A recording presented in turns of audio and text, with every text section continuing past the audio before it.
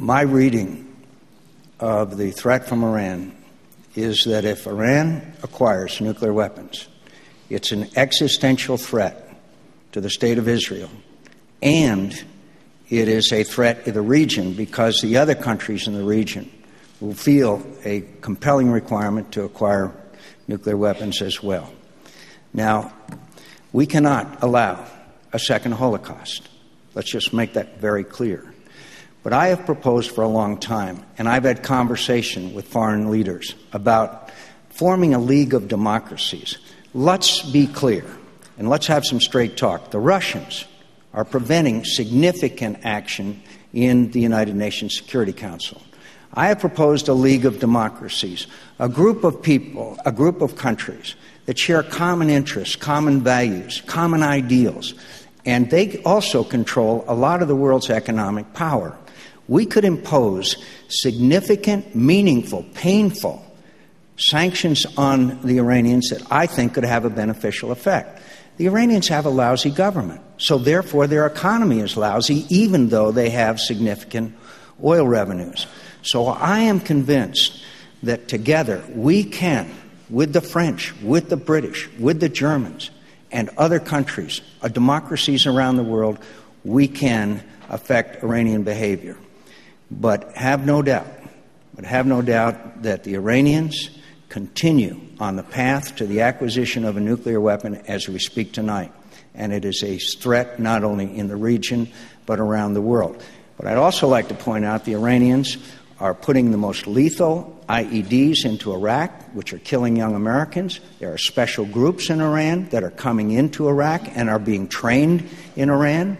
And there is the Republican Guard in Iran, which Senator Kyle had an amendment in order to declare them a sponsor of terror. Senator Obama said that would be provocative. So this is a serious threat. This is a serious threat to the security in the world. And I believe we can act, and we can act with our friends and allies and reduce that threat as quickly as possible. But have no doubt about the ultimate result of them acquiring nuclear weapons. 2 minutes on Iran. Senator Well, Obama. let me just correct something very quickly. I believe that the Republican Guard of Iran is a terrorist organization. I've consistently said so. What Senator McCain refers to is a measure in the Senate that would try to broaden the mandate inside of Iraq to deal with Iran. And ironically, the single thing that has strengthened Iran over the last several years has been the war in Iraq. Iraq was Iran's mortal enemy. That was cleared away. And what we've seen over the last several years is Iran's influence grow. They have funded Hezbollah. They have funded Hamas.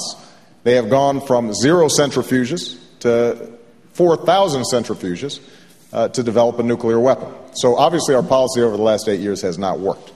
Now, Senator McCain is absolutely right. We cannot tolerate a nuclear Iran. It would be a game changer.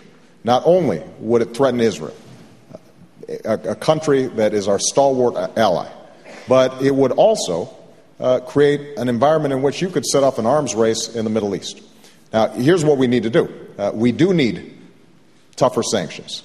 I do not agree with Senator McCain that we're going to be able to execute the kind of sanctions we need without some cooperation from countries like Russia and China that are, I think Senator McCain would agree, not democracies, but have extensive trade with Iran, but potentially have an interest in making sure Iran doesn't have a nuclear weapon.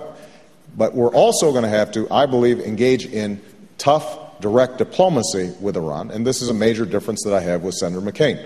This notion that by not talking to people we are punishing them has not worked. It has not worked in Iran. It has not worked in North Korea. In each instance, our efforts at isolation have actually accelerated their efforts to get nuclear weapons. That will change when I'm President of the United States.